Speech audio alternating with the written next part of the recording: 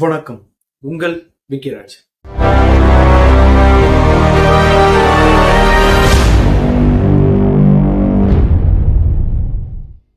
மயிலாடுதுறை மாவட்டத்துல ரொம்ப பரவலா இப்ப பேசப்படுற ஒரு விஷயம் என்னன்னு பாத்தீங்கன்னா டிஎஸ்பி வழக்கு.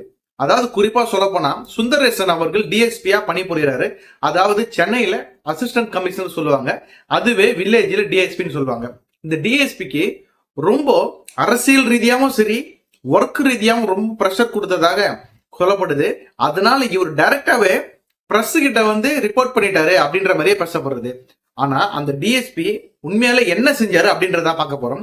இந்த டிஎஸ்பி 1999 பேட்ச் சப் இன்ஸ்பெக்டரா இவர் டைரக்ட் சப் இன்ஸ்பெக்டரா தேர்ந்தெடுக்கப்பட்டாரு. இப்போ டிஎஸ்பியா பணிபுரிகிறாரு.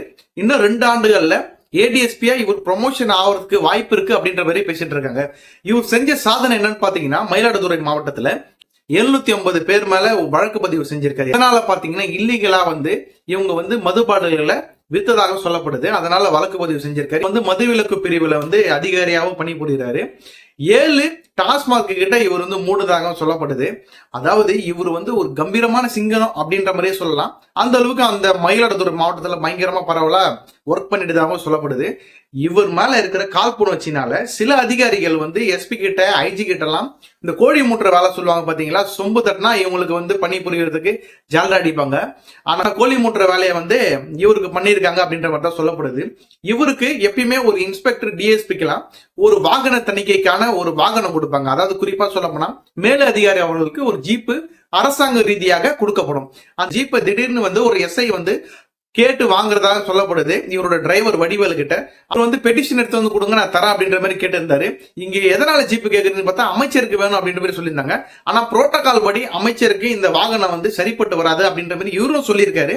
ஆனா நாங்க பாத்துக்கிறோம், நீங்க கொடுங்க அப்படின்ற மாதிரி கேட்டு ரொம்ப எக்ஸ்கியூஸ் பண்ணி கேட்டதால கொடுத்திருக்காரு. இவருக்கு வேற வகையான ஒரு ஜீப்பை கொடுத்திருக்காங்க. ஆனா 2 நாள்லயே அது பழுது அடைஞ்சதாக சொல்லப்படுது.